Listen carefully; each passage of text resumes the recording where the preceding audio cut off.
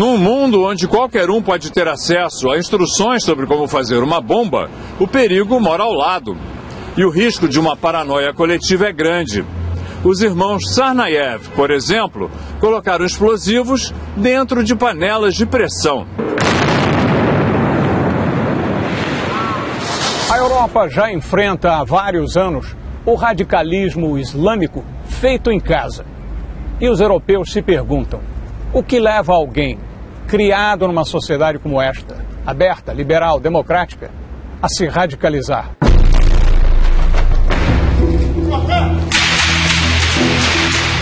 Ataques como o da Maratona de Boston nos leva a perguntar: e aqui no Brasil, estamos preparados para evitar ataques como esse?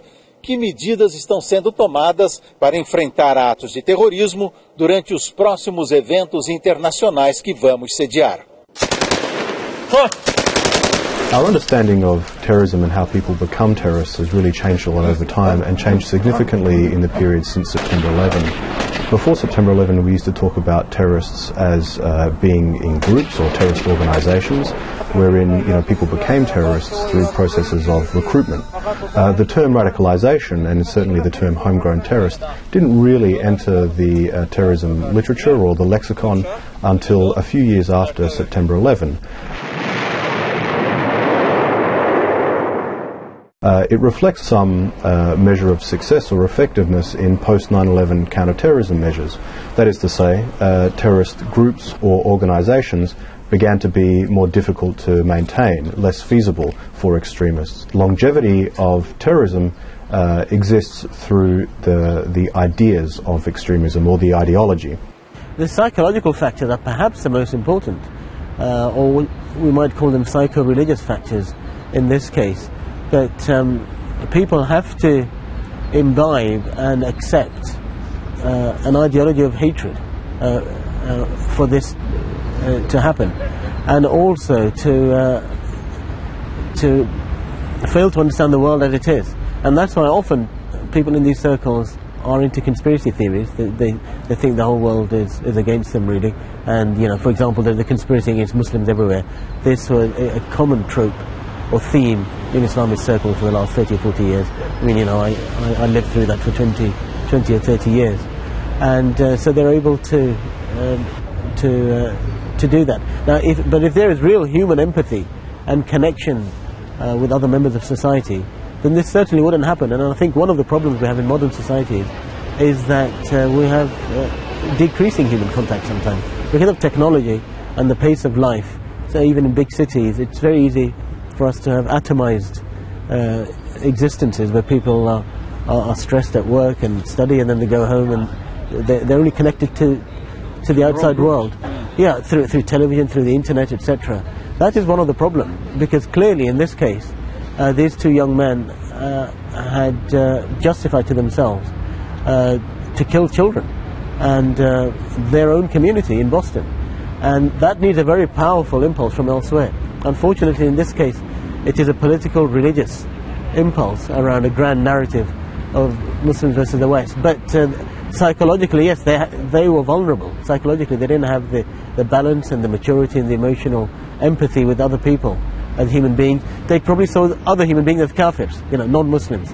This is a really kind of fascist stroke racist term which has been popularized by extremist Muslims, just as extremists in all religions do that about the non-believers, non-Muslims, or non-believers or people of other sects. You have a lot of hatred, unfortunately, taught by extremist religious and political philosophy, which become fascist. Os autores do atentado contra a Maratona de Boston agiram por conta própria, com base nas declarações por escrito que o jovem suspeito, Johar Tsarnaev, tem dado à polícia no hospital onde está internado. As autoridades americanas concluíram que ele e o irmão mais velho, Tamerlan, não tinham vínculos com organizações terroristas. Eles aprenderam na internet a fazer bombas e lidar com explosivos.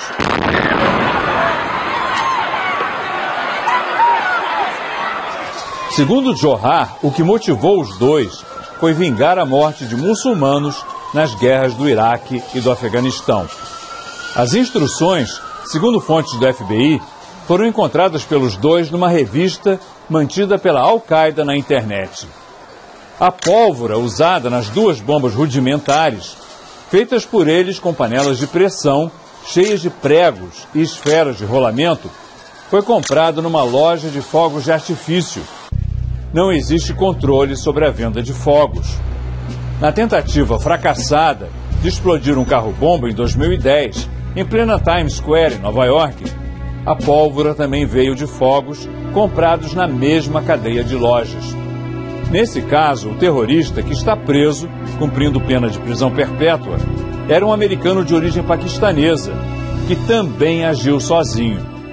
É um novo fenômeno, pós 11 de setembro. The jihad is already in force to liberate the Holy Land. No one can stop that jihad. Ao contrário do maior atentado terrorista da história, executado por homens enviados pela Al-Qaeda aos Estados Unidos, recrutados pelo próprio Osama Bin Laden e treinados no Afeganistão. When you see that army coming from Khorasan, the Prophet said, go and join that army.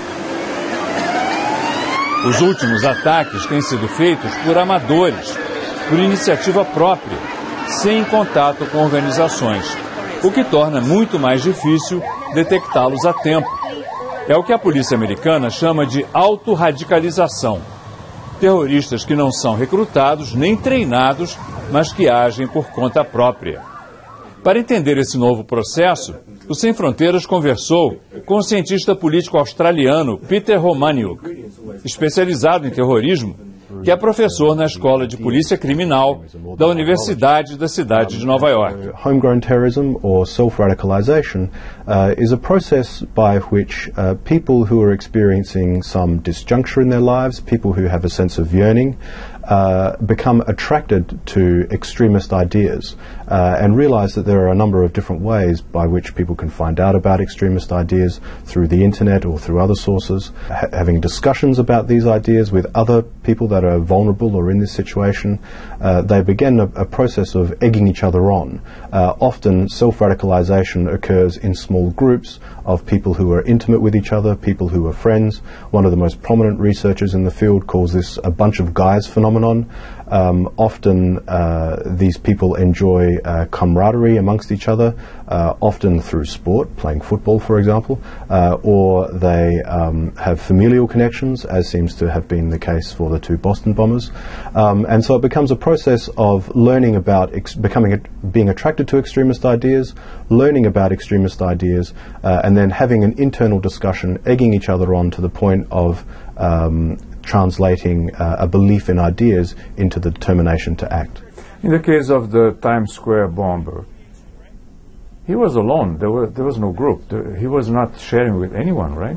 My understanding is that he was alone in the United States, yes. But another feature of these cases, that is the documented cases of radicalized individuals in the West, Western Europe, North America, including Canada, as well as the UK and Australia and elsewhere.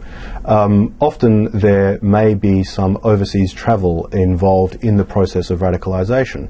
That process of that decision to travel overseas may be self-initiated, right?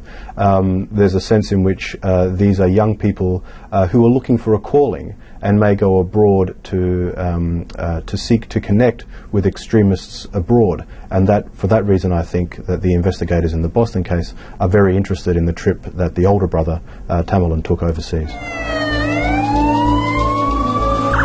Os irmãos Tsarnaev, de Boston, lembram os radicais islâmicos britânicos que explodiram bombas no metrô e ônibus de Londres em 2005, matando 52 pessoas e ferindo centenas. A semelhança, além do uso da violência contra civis em nome da religião e da política, se revela mais na formação e nas influências que esses ativistas tiveram, criados em sociedades liberais, abertas, com espaço para exercer variedades de crenças e de opiniões políticas, mesmo contrárias ao sistema. Apesar de formados neste meio e sob estes valores, alguns se radicalizam e partem para ações extremas, como os irmãos de Boston e os terroristas da missão suicida em Londres. A França também tem experiência parecida, como a de Mohamed Merah, de Toulouse, que no ano passado matou 3 soldados, 3 crianças e um rabino. Ele era de origem argelina, mas nasceu e foi educado na França. A Alemanha atura o crédito duvidoso de ter educado parcialmente ninguém menos do que o líder dos ataques às Torres Gêmeas de Nova York. Mohamed Atta cursou pós-graduação de arquitetura em Hamburgo, onde outros muçulmanos também se radicalizaram. Da Holanda à Dinamarca, outros países com sociedades abertas ao debate e ao confronto de ideias enfrentaram o fenômeno do radicalismo religioso entre seus próprios cidadãos, o que leva jovens criados nestes ambientes liberais a se radicalizar. Esse é o foco de estudos de uma organização em Londres, a Fundação Quilliam, onde o Sem Fronteiras obteve a perspectiva do analista Usama Hassan, nascido em Londres, formado em engenharia e física pela Universidade de Cambridge, ele mesmo um ex-radical islâmico. Here's an experience you're familiar with. 2 young kids grown up and educated in a liberal, open-minded, democratic society, they get radicalized and become Islamic militants. Of course, we're talking about the 2 kids, 2 young men in Boston, but we could have been talking about you some years ago, couldn't we? Yes, it could have been me 20 years ago when we were committed radical Islamists, meaning that we believed in a strongly, excessively political view of Islam, which I now know to be completely wrong, actually. But this political view means we were dreaming of a global Islamic state, and it was our duty to contribute to that and to wage war against the West, because we saw the whole world as being pitted in a war between Muslims and the West. And unfortunately, this message, which has been championed by Al-Qaeda, especially over the last 15 years, had inspired a number of people around the world. And the 2 young men in Boston, sadly, were effectively brainwashed by those ideas and went on their murderous, terrible killing spree.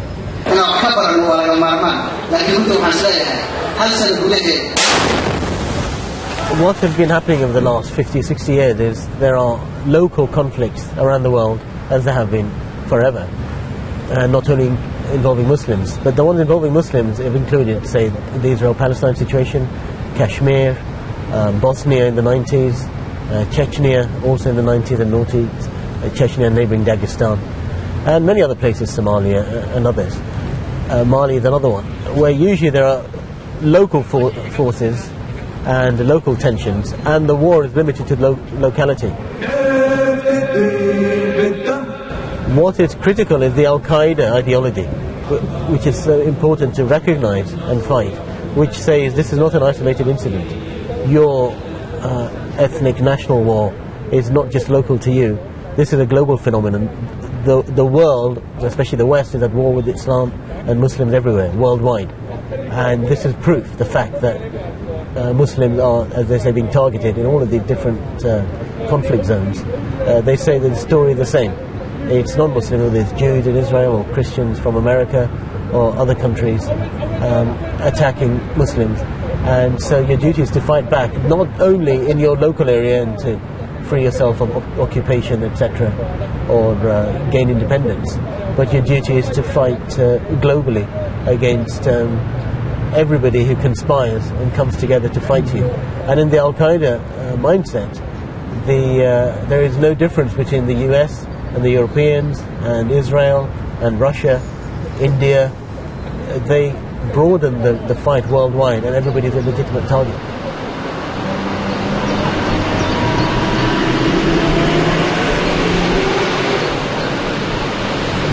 Na prática, para o bem, somos ignorantes no assunto. Mas com o mal talvez batendo à nossa porta, há uma corrida para preparar o Brasil para a eventualidade de um plano terrorista. O Exército treina um grupo de elite. A Polícia Federal estuda medidas de segurança interna. A Aeronáutica trabalha com o controle aéreo. O Sem Fronteiras procurou as autoridades responsáveis pela prevenção e combate a ações terroristas. mas ninguém pôde dar entrevista nesta semana. Já fizemos um avanço grande. Para avaliar esse esforço e os riscos a que estaremos expostos de agora até o encerramento da Olimpíada, o Sem Fronteiras procurou Salvador Raza, especialista com experiência internacional em segurança e planejamento estratégico. Há indícios de que há manifestações isoladas de terrorismo, de agentes do terror passando pelo Brasil, historicamente registradas. Então, quer dizer, nós não estaríamos imunes. A ideia toda é tentar, procurar, criar os mecanismos para que nós possamos passar esses grandes eventos com um mínimo de risco aceitável. E o que deveria ser feito exatamente? Se você definir um problema como um evento pontual, isolado de um louco qualquer que pode fazer uma ação terrorista muito mais motivada por aspectos particulares, psicológicos, como você quiser definir, é muito difícil. É quase que impossível você detectar, porque os sistemas de inteligência têm grande dificuldade de identificar isso. Veja Boston nos últimos dias. Se você entender que a ameaça é derivada de causas de uma rede de ações terroristas que poderiam se manifestar no Brasil para ganhar, explorando um espaço, você tem toda uma estrutura já montada internacional que o Brasil está participando, engajado. Então, se a manifestação ocorrer nessa segunda linha, o Brasil estaria relativamente bem alinhado com os esforços internacionais. Não quer dizer que vá evitar, mas a probabilidade de diminuir o risco é grande. Se você entender o problema como um problema estrutural, uma nova manifestação social emergente em caldos de cultura, independente dessas grandes redes, mas sim manifestações isoladas, que é o chamado terrorismo de terceira geração, aí nós temos um problemaço, porque nós não estamos nem preparados, também não entendemos direito como tratar com isso, e não temos as ferramentas nem conceituais, nem metodológicas, práticas para enfrentar isso. Nós estamos apostando que não serão os extremos, nem o tipo 1, nem o tipo 3. E as forças de segurança estão integradas num processo único de prevenção? Ainda não. Existe um esforço de buscar uma maior esforço, chamado esforço em interagências, interoperabilidade, etc. Nós ainda estamos longe de atender aos requisitos de interoperabilidade ou de interagência. Está se caminhando para isso. Existe uma preocupação. Existem grandes inversões financeiras de treinamento, o Exército está investindo fortemente nisso, e a aposta é que esses grandes sistemas estejam prontos para a Copa. O problema, não é um problema, mas uma característica, eles são relativamente invisíveis. Você não quer dar muita visibilidade para eles, assim como você está querendo dar visibilidade para o estádio. Mas existe uma corrida enorme para prover ao Brasil sistemas integrados de comando e controle, aonde o aparato policial, o aparato militar possa atuar. Então, o problema não é tanto das forças. Elas existem, estariam bem preparadas, relativamente bem treinadas. O grande problema é montar a rede de inteligência necessária para poder estruturar o problema onde elas vão atuar. É aí que nós estamos correndo contra o tempo. Montar esses sistemas de comando e controle, sistemas de inteligência. O Brasil não tem tradição de terrorismo, a não ser alguns ataques lá na época da ditadura.